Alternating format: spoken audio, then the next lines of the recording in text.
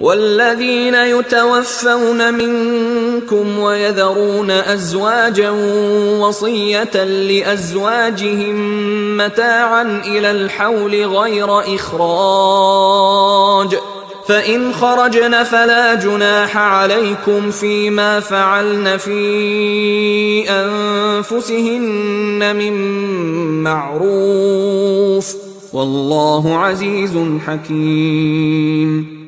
والذین یتوفون منکم ویذرون ازواجا، اور پھر دوبارہ لوٹ کر معاملہ آ رہا ہے بیواؤں کا، اور جو لوگ تم میں سے وفات دے دیے جائیں اور وہ چھوڑ جائیں پیچھے بیویاں، وصیۃ لازواجہم متاعا الی الحول غیر اخراج، تو ان کی بیویوں کے لیے وصیت لازماً، اپنی بیویوں کے لیے وصیت لازماً کریں 1 سال تک کے لیے نہ نفقے کی اور بغیر اس کے کہ انہیں گھروں سے نکالا جائے.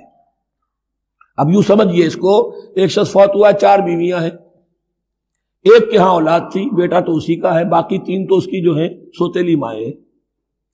ایک ماں کو تو وہ اپنی ماں سمجھ کر اس کی خدمت کرے گا، باقی 3 کو لائبلٹی سمجھے گا.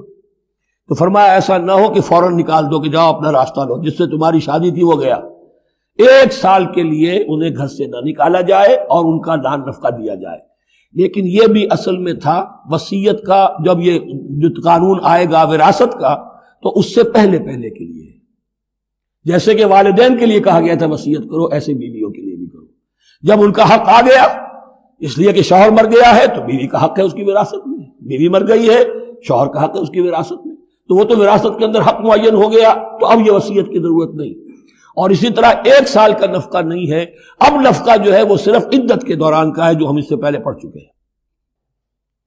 فَإِنْ خَرَجْنَا فَلَا جُنَاحَ عَلَيْكُمْ فِيمَا فَعَلْنَ فِي أَنفُسِهِنَّ، لیکن اگر وہ خود نکل جائیں، ظاہر بات ہے کہ عدت ہوتی 4 مہینے 10 دن، اب تم سال بھر روکو گے تو نہیں ان کو. اگر وہ شادی کر کے کہیں اور جا کے بسنا چاہے تو تم پر کوئی الزام نہیں آئے گا، جو کچھ وہ کرتی ہیں اپنی جانوں کے بارے میں معروف ہو، بھلے طریقے پر، معروف طریقے پر. واللہ عزیز الحکیم، اور یقیناً اللہ تعالیٰ زبردست ہے، حکمت والا.